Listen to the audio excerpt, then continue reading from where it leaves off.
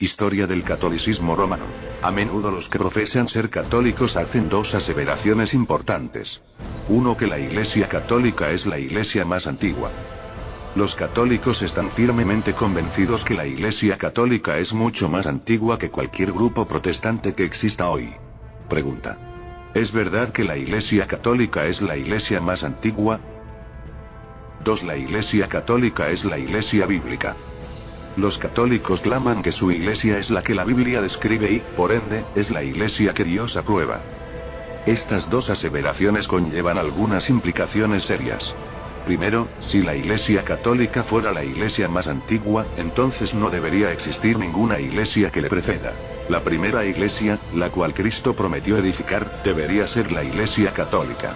Y todo registro bíblico e histórico de la primera iglesia debería apuntar al catolicismo.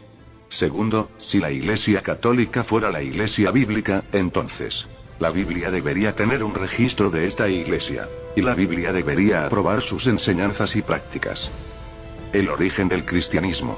Para determinar si la Iglesia católica es la iglesia más antigua, debemos ir a la Biblia para buscar un registro de la primera iglesia.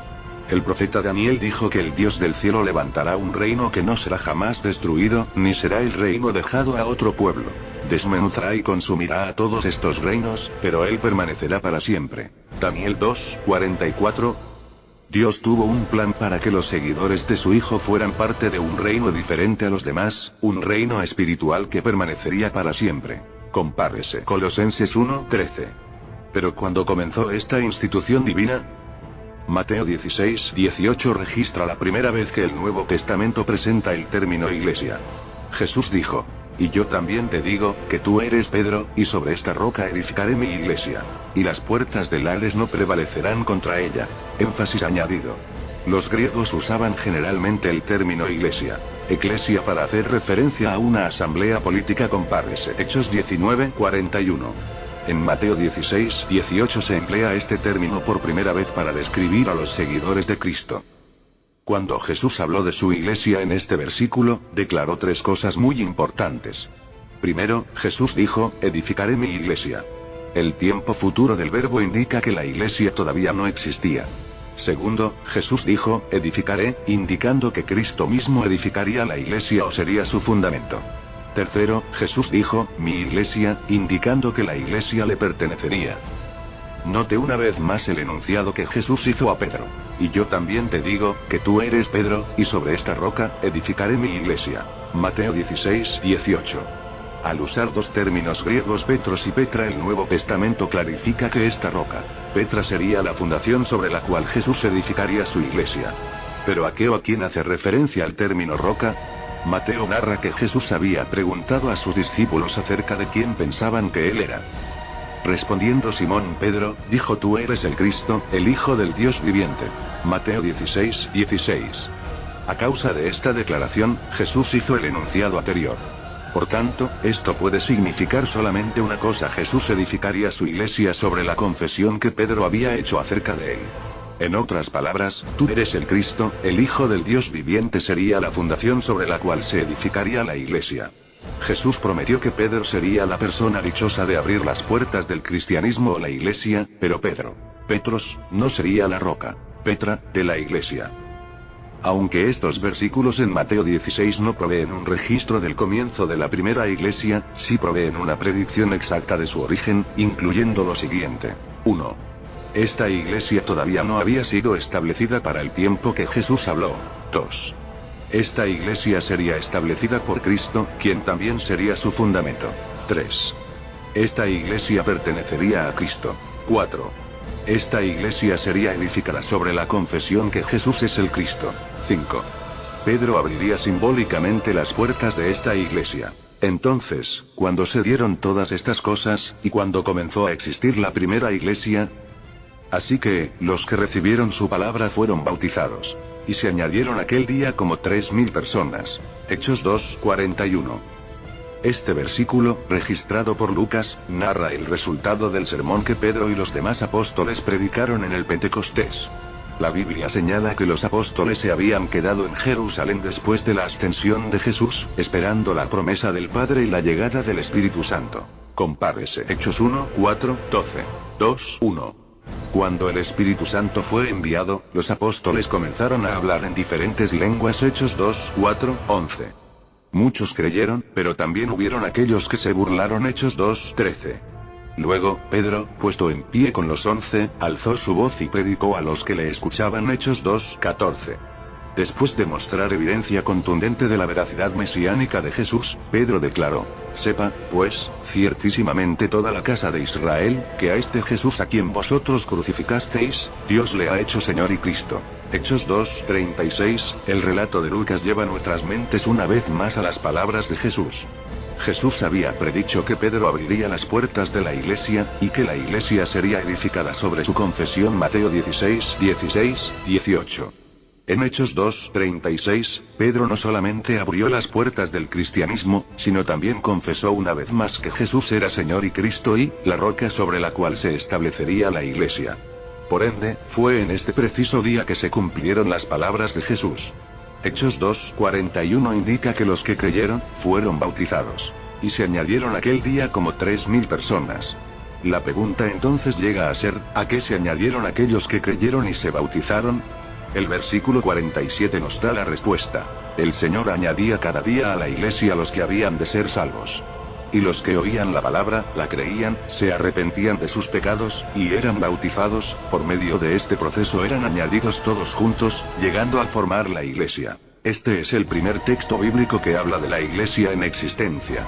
En este preciso momento en la escritura se señala la presencia de la primera iglesia. Pedro había abierto las puertas de la iglesia por medio de la predicación de la palabra. Había confesado una vez más la deidad de Jesús. Y el Señor había integrado a los creyentes a su iglesia. Entonces, ¿cuál es la iglesia más antigua? Desde luego, la respuesta es la iglesia que Cristo edificó en Hechos 2. ¿Pero qué iglesia fue esta? ¿Fue este el comienzo de la iglesia católica como el catolicismo enseña? Note que Cristo dijo que edificaría su iglesia. Mateo 16, 18, no la iglesia católica.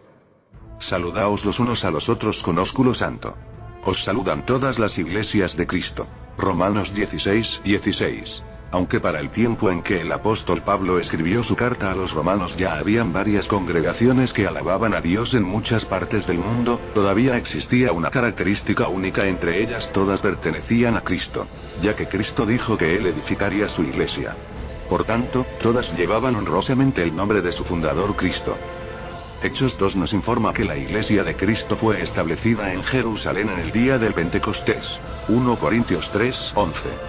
Cristo, no Pedro, era la piedra angular de la iglesia. Compárese 1 Pedro 2, 4, 8. La iglesia estaba conformada de un grupo de creyentes que llevaban el título cristianos, no católicos. Por origen divino. Hechos 11, 26. Compárese Isaías 62, 2. Ellos constituían el único cuerpo de Cristo. Efesios 1, 22, 23. 4, 4. La iglesia también era considerada la esposa de Cristo. 2 Corintios 11, 2. Efesios 5, 24. Apocalipsis 19, 7. Cristo era su autoridad y cabeza. Colosenses 1, 18. No tenía cabeza terrenal. Y en su organización, los nombres o partidos humanos eran condenados. 1 Corintios 1, 10, 13. Esta fue la maravillosa institución divina que Dios estableció en la tierra: la iglesia de su Hijo, la iglesia de Cristo. Ahora, el origen del catolicismo. Si la iglesia católica no es la iglesia más antigua, ¿cómo y cuándo llegó a ser una entidad histórica? Cuando la iglesia del Señor comenzó en Hechos 2, creció considerablemente. Según Hechos 2:41, alrededor de 3.000 personas creyeron en la predicación de Pedro y los demás apóstoles, y fueron bautizados. Hechos 4:4 registra que poco después el número de creyentes era por lo menos 5.000, y Hechos 6:7 informa que el número de discípulos se multiplicaba grandemente en Jerusalén. Al comienzo, el gobierno romano consideró al cristianismo como otra secta judía sin importancia. El libro de Hechos concluye señalando que incluso bajo custodia romana, Pablo continuó predicando y enseñando abiertamente y sin impedimento. Hechos 28:31. Los romanos subestimaron el poder y la influencia del cristianismo, permitiendo que la iglesia tuviera el tiempo y la oportunidad de crecer en los primeros años. Hechos 18, 12, 16, 23, 23, 29. Sin embargo, siempre hubo gran oposición de los judíos ortodoxos de ese tiempo, los cuales acosaban intelectual, psicológica y físicamente a los apóstoles y demás cristianos. Aunque la persecución fue un duro azote para los cristianos, ellos ya habían sido advertidos de esta, y sabían cómo reaccionar. Jesús había advertido a sus discípulos en diferentes ocasiones acerca de las persecuciones venideras por causa de su nombre. Mateo 10:22. Él les había declarado que serían perseguidos en las mismas maneras que él lo fue. Juan 15:19-20. De hecho, la persecución de parte de los judíos llegó a ser una realidad poco después que la iglesia comenzó. Hechos 8:1. A causa de su hipocresía e ignorancia de las escrituras, los judíos insensibles no podían soportar el mensaje del evangelio. Jesús también había aconsejado a sus discípulos que huyeran a otras ciudades cuando fueran perseguidos. Mateo 10:23. Él no solamente quería que ellos buscaran seguridad, sino también que predicaran el evangelio en otros lugares. Al principio, los cristianos no estuvieron dispuestos a dejar la comodidad de sus tierras, pero la persecución apresuró su salida. Hechos 8:1, 11-19. Al huir, los cristianos se arraigaron a la gran comisión del Señor de ir por todo el mundo y predicar el evangelio, anunciando la llegada del reino de Dios. Marcos 16:15. Mateo 28:19. Compárese. Hechos 8:4, 14:4-7.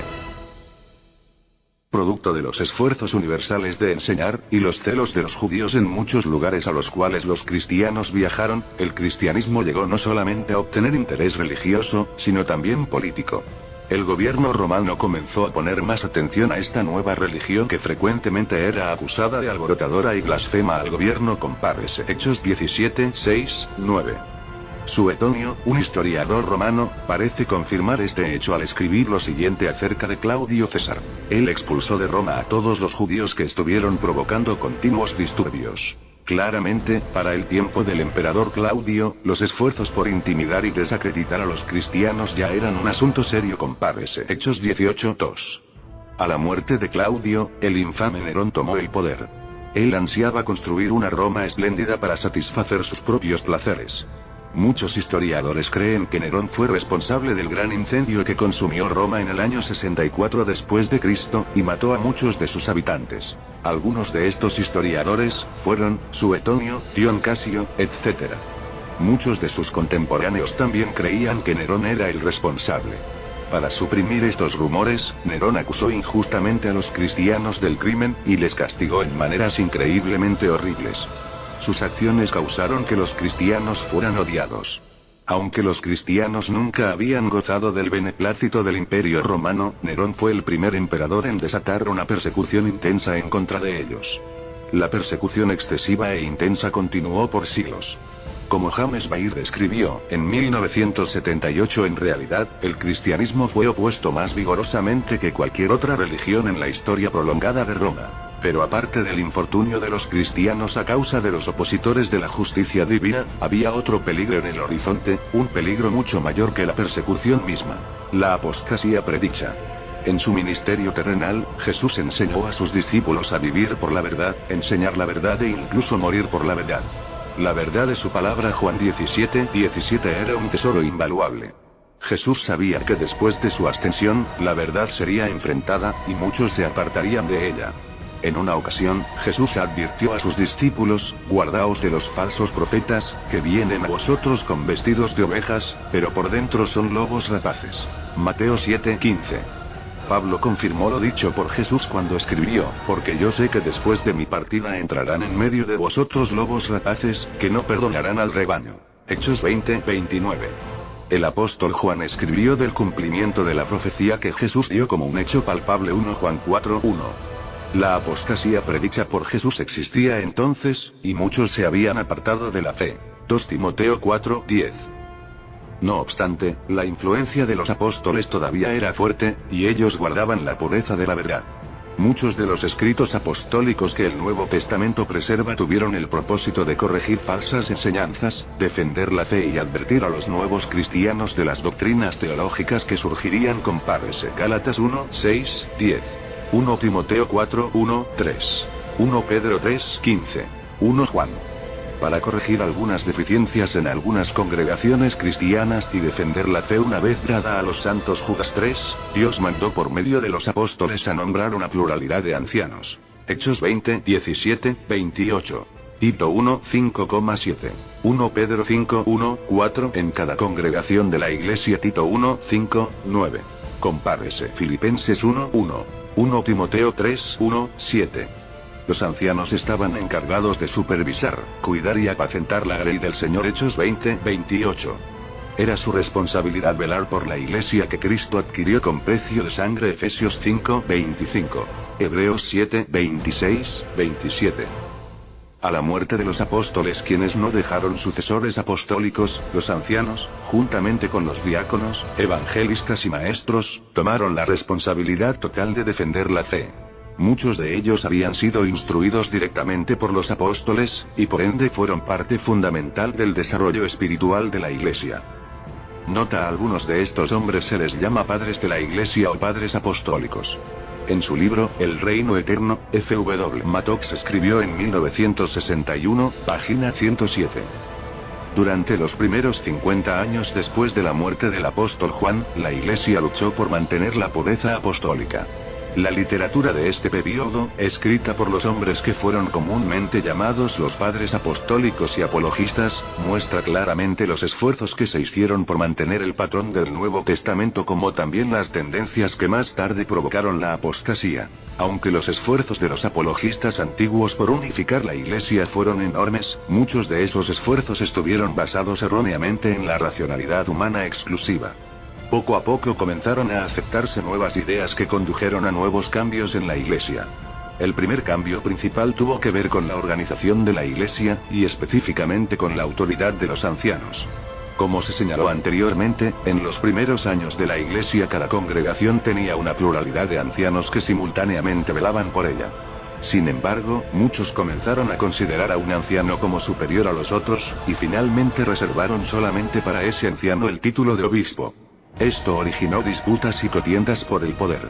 Más tarde, los obispos comenzaron a presidir individualmente sobre varias congregaciones en una ciudad, a lo cual llamaron diócesis. Esta nueva organización comenzó como un llamado a defender la verdad, pero generó un alejamiento del patrón divino a tal grado que, para el año 150 después de Cristo, el gobierno de muchas congregaciones locales difería completamente de la simple organización que el Nuevo Testamento trazaba.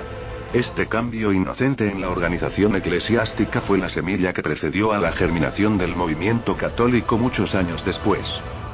Con el tiempo, los obispos que ejercían autoridad en ciertas regiones comenzaron a reunirse para tratar asuntos que les concernían a todos.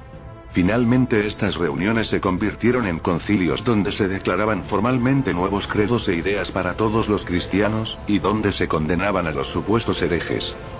Constantino, emperador de Roma, convocó el primero de estos concilios, el Concilio de Nicea, en el año 325 después de Cristo. Para el tiempo de su gobierno, el pueblo cristiano había crecido grandemente. A pesar de las constantes persecuciones y la apostasía creciente, muchos cristianos habían permanecido fieles a Dios, y su influencia seguía creciendo. La fe, influencia y valentía de estos cristianos, lo cual guió a muchos a morir por amor a la verdad, eran obvias. Para Constantino, desde una perspectiva humana, el cristianismo sería, en algunas maneras, una amenaza potencial para el Imperio Romano si continuaba creciendo. Por tanto, solo había dos opciones. Uno, erradicar el cristianismo del imperio al incrementar la oposición. Una táctica que no había funcionado por casi 3 siglos. O dos, unirse a la corriente para que el cristianismo ayudara a unificar y fortalecer el imperio. Constantino no solamente decidió parar la persecución a los cristianos, sino promover el cristianismo. Para ayudar a la iglesia, Constantino ordenó que se escribieran a mano 50 copias de la Biblia, y otorgó a algunos cristianos puestos elevados en su gobierno. Además, restauró a los cristianos sus lugares de adoración sin demandar pago. Bajo la dirección de Constantino, se originaron más cambios, especialmente en la organización de la iglesia. Ya que la rescisión de la persecución era algo que los cristianos consideraban imposible, y ya que el favoritismo del gobierno parecía incluso más inalcanzable, muchos de los cristianos se dejaron influenciar por el gobierno a tal punto de desviarse cada vez más de la verdad. Bajo la influencia de Constantino, comenzó a desarrollarse una nueva organización eclesiástica a modo de la organización del gobierno romano. Aunque la influencia de Constantino sobre el cristianismo era imponente, irónicamente Constantino mismo no era un cristiano. Solamente poco antes de su muerte y seguro con la esperanza que sus pecados fueran perdonados aceptó ser bautizado por la causa cristiana. B. Hutchinson, 1959, página 146. Aunque el catolicismo no nació formalmente para el tiempo de Constantino, ciertamente la influencia y el legado que Constantino dejó fueron piedras fundamentales sobre las cuales el catolicismo pronto asentaría su dominio. Cuanto más la Iglesia obtenía beneficios del gobierno, más semejante a este llegaba a ser, y se alejaba más del patrón divino. Para el siglo VII, muchos cristianos, tomando el modelo del gobierno romano, constituyeron en Roma a un solo hombre, el Papa, para ejercer dominio eclesiástico universal. Según el modelo de los consejeros del emperador romano, se constituyó un grupo de cardenales para aconsejar al Papa. Según el modelo de los gobernadores romanos, se constituyó obispo sobre diócesis. Y, según el modelo del Imperio Universal y Católico Romano, se constituyó una nueva iglesia, la Iglesia Católica Romana. Por consiguiente, se estableció la Iglesia Católica a comienzos del siglo VII, bajo la jurisdicción del primer hombre considerado Papa universalmente, Bonifacio III. El desarrollo del catolicismo. Una nueva iglesia había nacido, una iglesia que difería completamente de la iglesia que Cristo estableció. Mientras que la iglesia de Cristo había nacido en Jerusalén, Hechos 1:12. 2:1. Esta iglesia había nacido en Roma. Mientras que la iglesia de Cristo había nacido con poder espiritual, Hechos 2:4, esta iglesia había nacido con poder político y militar. Mientras que la iglesia de Cristo había nacido bajo la autoridad de una sola cabeza divina, Colosenses 1:18, esta iglesia había nacido bajo la autoridad de una cabeza humana, el Papa. Esta nueva iglesia pronto invadió la tierra con sus nuevas doctrinas. No obstante, una amenaza inesperada para esta clase de cristianismo se acercaba rápidamente del oriente: el islamismo. Con Mahoma a la cabeza, el islamismo se originó en el año 622 después de Cristo. Y se propagó agresivamente.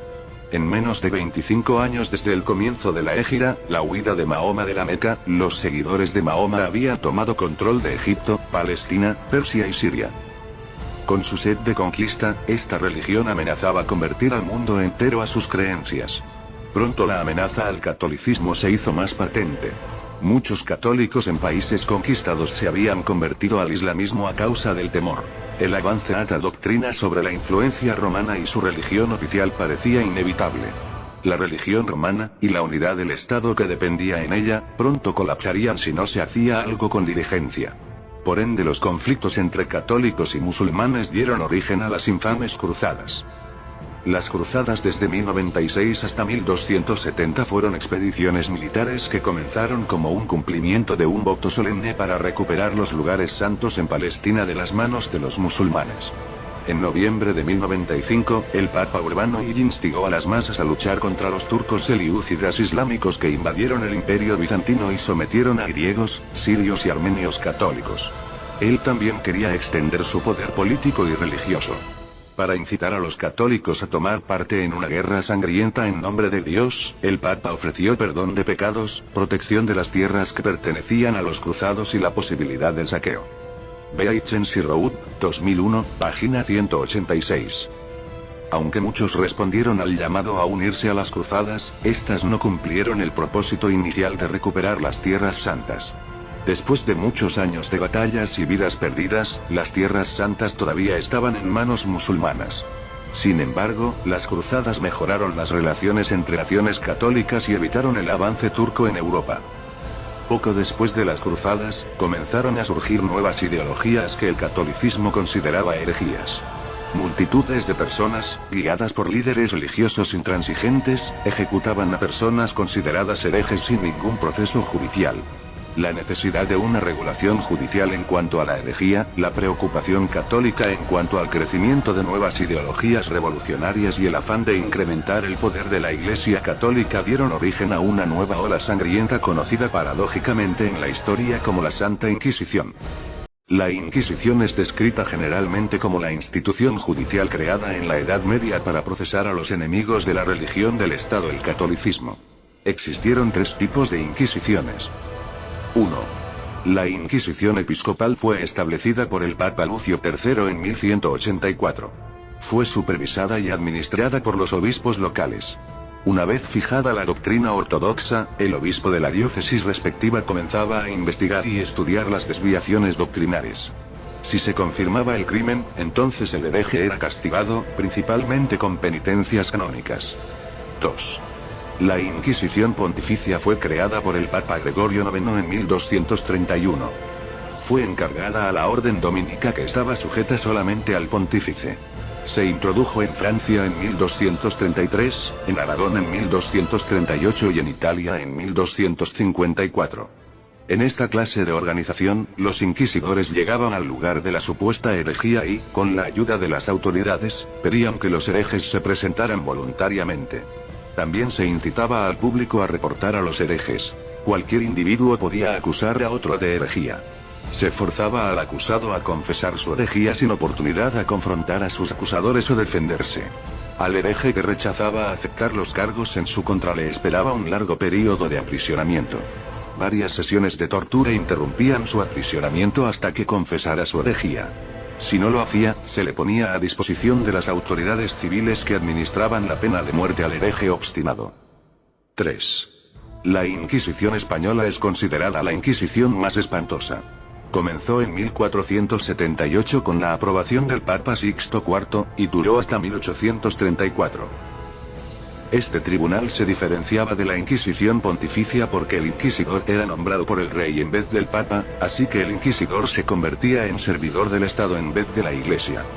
Algunas de las razones principales de esta Inquisición fueron: o el peligro judío en los siglos XIV y XV, Europa fue azotada por graves crisis económicas. Muchas plagas y epidemias contribuyeron a esta situación. A causa de sus prácticas estrictas de higiene, los judíos en Europa sobrevivieron a estas epidemias y plagas. Mientras que los europeos caían en desesperación y pobreza, los judíos mantenían su estatus económico. Esta situación produjo muchas protestas en contra de los judíos y alimentó la avaricia política y religiosa por confiscar las riquezas judías. Forzados a renunciar a sus actividades económicas, y presionados por sacerdotes fanáticos, muchos judíos se convirtieron a la religión católica a comienzos del siglo XV. Muchos católicos comenzaron a tener celos del progreso financiero y la posición social continua de estos judíos y les acusaron de haberse convertido falsamente. O la necesidad de unidad en el reino. A España estaba unida políticamente bajo los reyes católicos, Fernando de Aragón e Isabel de Castilla, pero todavía quedaban muchas ideologías religiosas distintas en el país. Con el deseo de unificar a su país religiosamente, los reyes pidieron permiso al Papa para purificar su reino de las ideologías no católicas por medio de la Inquisición. Estas fueron algunas razones para la cruel Inquisición española. Con el paso del tiempo, este tribunal cruel se dedicó a perseguir a los musulmanes, las supuestas brujas y a los defensores del protestantismo. Aunque las inquisiciones anteriores fueron crueles, la Inquisición española fue creada para aterrar incluso al criminal más vil. Sus instrumentos de tortura fueron más innovadores e inhumanos que los de los tribunales anteriores. Los métodos de tortura incluían: 1. La dislocación de las coyunturas del cuerpo. 2. La mutilación de las cavidades interiores vaginales, anales y orales. 3. El arrancamiento de lenguas, pezones, orejas, narices, genitales e intestinos. 4. El quebramiento de los huesos de las piernas, brazos, dedos de la mano y del pie. 5. El aplastamiento de nudillos, uñas y cabezas. 6. La partición de cuerpos a la mitad por la sierra. 7. La perforación de la piel y huesos. 8. El desgarramiento de la piel del rostro, abdomen, espalda, extremidades y senos. Y 9. El estiramiento de las extremidades del cuerpo. Aunque el catolicismo trate de negar su pasado, la historia muestra claramente las atrocidades que se cometieron en el nombre de la fe católica. El catolicismo puede tratar de esconderse detrás de las injusticias cometidas por otros religiosos para cubrir su propia vergüenza, pero la verdad es que la metodología católica fue la inspiración para el lienzo cruento de otros artistas religiosos. No existe duda que las cruzadas e inquisiciones cumplieron un rol crucial en el desarrollo y crecimiento de la Iglesia católica en un mundo que no quería conformarse a esa clase de religión. El catolicismo en tiempos recientes. En el pasado, la Iglesia católica usó métodos violentos para destruir la oposición a sus enseñanzas y prácticas. Hoy, sin la tortura, los tribunales y la matanza, el catolicismo parece pasivo delante del crecimiento de otras religiones. El comienzo del siglo XVI alimentó el fuego de la Inquisición. 95 razones para esto fueron clavadas en la puerta de la Iglesia Católica de Wittenberg, Alemania. ¿Quién fue el responsable? Un hombre. Martín Lutero. Aunque algunos hombres antes de él habían intentado desatar la Reforma, el movimiento de la Reforma no fue exitosamente posible sino hasta Lutero.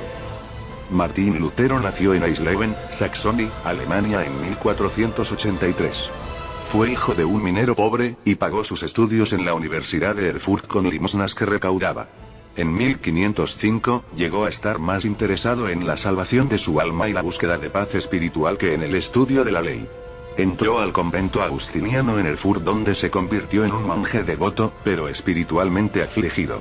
En 1508, Lutero llegó a la conclusión que algunas enseñanzas y la organización de la Iglesia Católica diferían completamente de las del Nuevo Testamento.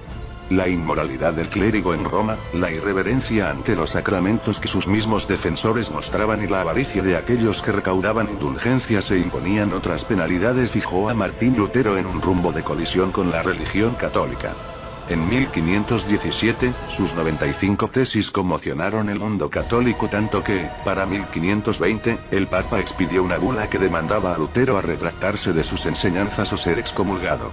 Sin embargo, él no sucumbió a esta amenaza, y continuó esparciendo sus enseñanzas.